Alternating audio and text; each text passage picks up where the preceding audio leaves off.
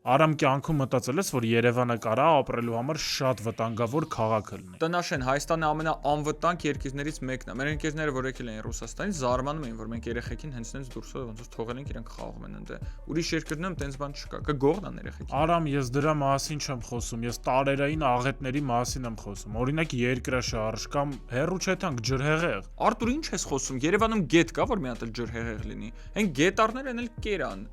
Ավելի ճիշտ խման։ Հենց այդ քո ասած գետառի պատճառով էլ Երևանում մի քանի անգամ ուժեղ ջրհեղեղ ա եղել։ Արտուր, սպասի, դու կարող ես ջրհեղեղի մասն ես խոսում, որ օղակաձև այգի քարերը քշբերել է։ Արամ, հա, հենց այդ ջրհեղեղի մասին է խոսքը գնում։ Ասեմ ավելին, անգամ նկարներ կա։ Կակրաս կդնենք ես վիդեոյի մեջ, թող մարդիկ տենան ոնց ա եղել։ Համել քանի չեմ մոռացա ասեմ, որ մարդիկ այնքան էին տապավորված այդ ջրհեղեղով, որ անգամ երգ են գրել։ Հեսա տողերը կարդամ լսեմ։ Արի դու կարդա, ես էլ բիթը խփեմ։ Դավայ, գնաց։